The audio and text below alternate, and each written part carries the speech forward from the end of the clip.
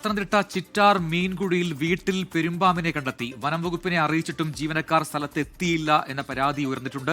പ്രദേശവാസികളും ജനപ്രതിനിധിയും ചേർന്ന് പാമ്പിനെ പിടികൂടി ഫോറസ്റ്റ് സ്റ്റേഷനിൽ എത്തിക്കുകയായിരുന്നു. ഷിജോ കുര്യൻ പത്തനംതിട്ടയിൽ നിന്ന് ചേരുന്ന കൂടുതൽ വിവരങ്ങളുമായി. ഷിജോ, ഈ വലിയ ചൂടുള്ള സമയത്ത് ഇത്തരത്തിൽ പലയിടങ്ങളിലും പാമ്പുകൾ വീടിനടുത്തേക്കോ വീടിനകത്തേക്കോ ഒക്കെ കയറുന്നതായി റിപ്പോർട്ട് ചെയ്യപ്പെടുന്നുണ്ട്. പക്ഷേ ഇവിടെ ഇപ്പോൾ എന്താണ്, വനം വകുപ്പിനെ അറിയിച്ചിട്ടും എന്തുകൊണ്ടാണ് ആ ജീവനക്കാർ അവിടെ എത്താതിരുന്നത്?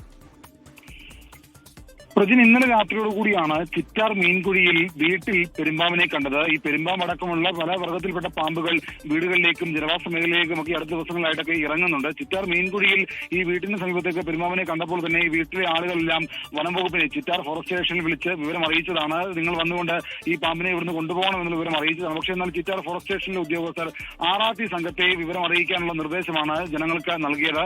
അതുപ്രകാരം വളരെ ജനങ്ങൾ ആറാത്തി സംഘത്തെ വിളിച്ചപ്പോൾ അവർ മറ്റൊരു സ്ഥലത്തായതിനാൽ ആറാത്തി സംഘത്തിനും ഈ ചിറ്റാറിലെ മീൻകുഴിയിലെ വീട്ടിലേക്ക് പാമ്പിനെ പിടിക്കാനായിട്ട് എത്താൻ കഴിഞ്ഞില്ല. മണിക്കൂറുകൾ ഈ പറയുന്ന വീട്ടുടമസ്ഥരും നാട്ടുകാരും എല്ലാം കാത്തിരുന്നു. എന്നിട്ടും ആരും എത്താത്തതിനെ തുടർന്നുകൊണ്ട് ജനപ്രതിനിധിയും നാട്ടുകാരും ചേർന്ന് പെരുമ്പാമ്പിനെ പിടിച്ചുകൊണ്ട് ചിറ്റാർ ഫോറസ്റ്റ് സ്റ്റേഷനിലേക്ക് കൊണ്ടുപോവുകയാണ് ചെയ്തതെന്നുള്ള കാര്യമാണ് നാട്ടുകാരൊക്കെ അവർ പ്രതികരണമായിട്ട് അറിയിച്ചിരിക്കുന്നത്. കുഞ്ഞു കുട്ടികളും പ്രായമായവരും അടക്കമുള്ള വീടിന് സമീപത്തേക്കാണ് ഈ പെരുമ്പാമ്പ് വന്നത്.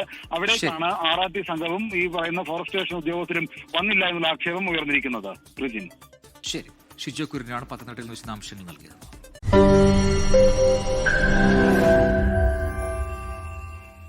ലോകത്തെവിടെയായാലും ഏത് സമയത്തും 24 വാർത്തകളും ഓഗ്മെന്റഡ് റിയാലിറ്റി പാക്കേജുകളും എക്സ്പ്ലെയിനറുകളും വിശദമായി കാണാൻ ഞങ്ങളുടെ യൂട്യൂബ് ചാനൽ നിങ്ങൾക്ക് സബ്സ്ക്രൈബ് ചെയ്യാം.